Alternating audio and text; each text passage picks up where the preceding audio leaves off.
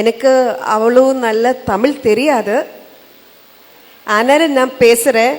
கொஞ்சம் ஏதாவது அங்கே இங்கே கொஞ்சம் தப்பு இருந்தா, மிஸ்டேக்ஸ் இருந்தா ப்ளீஸ் மன்னிச்சுக்கோங்க.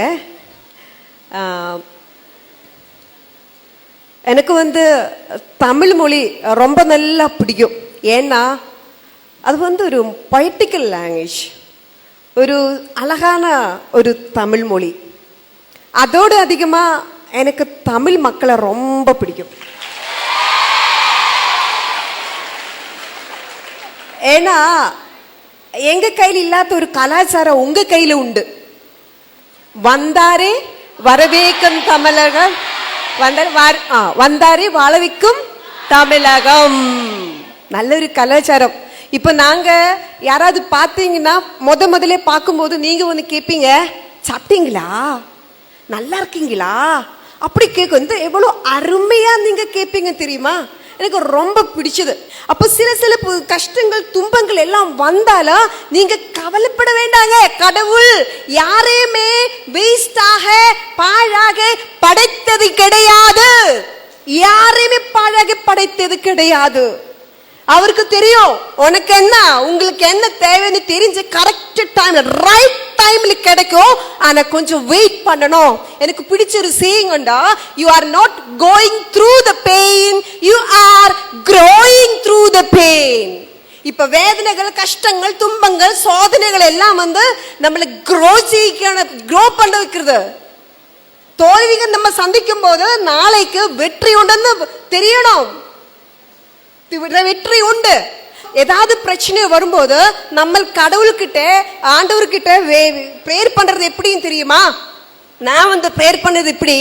நான் சொல்லுவேன், கடவுளை எனக்கு பிரச்சனை தரக்கூடாது, வேதனைகள் தரக்கூடாது, சோதனைகள் தரக்கூடாது என்று கிடையாது.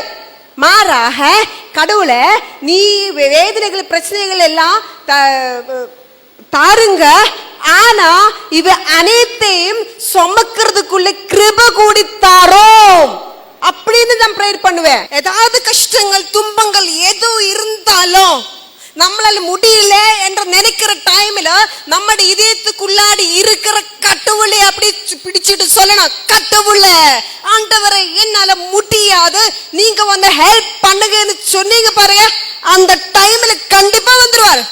என்னோட எக்ஸ்பீரியன்ஸ் சப்பன் இல்லாம நடந்தது, சாப்பாடு கலைஞ்சுதானே, படுக்க இடம் இல்லாம அலைஞ்சுதானா, இப்ப இந்த உலகம் பூரா சுத்திக்கிட்டே இருந்து 2 வார்த்தை பேசுறா இருந்தா என்னுடைய இதயத்திலே கடவுள் இருக்கிறேன் நான் நம்புகிறேன்.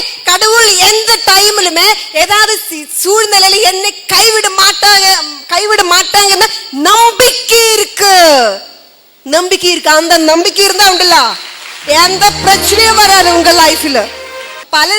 பல ஆளுங்க பல விதத்துல நம்ம பார்க்கும், பல விதத்துல பின்னாடி பேசும். ஆனா கவலைப்பட வேண்டாம், அவங்க பின்னாடி பேசுறதா இருந்தா நம்ம முன்னாடி நிக்கிறோம்னு அர்த்தம். அது எதுக்கு கஷ்டப்படணும்? நம்ம முன்னாடி நிக்கிறதானே அவர் பின்னாடி பேசுவாங்க. அப்படி நம்ம ஜெயிக்கிறதுக்காக, வெற்றி அடையிறதுக்காக பிறந்தது, தோக்கிறதுக்கு கிடையாது. அதனால ஏதாவது பிரச்சனை வரும்போ நம்ம கதகு மூடிட்டு இது யாரும் பார்க்காம இருந்த கரைய கூடாது. நம்ம வாழ்க்கை நம்ம தான் வாழணும், வேற யாருக்கும் வாழ முடியாது, வேற யாருக்கும் ஒழுமை செய்ய முடியாது. நம்ம வாழ்ந்து காட்டணும்.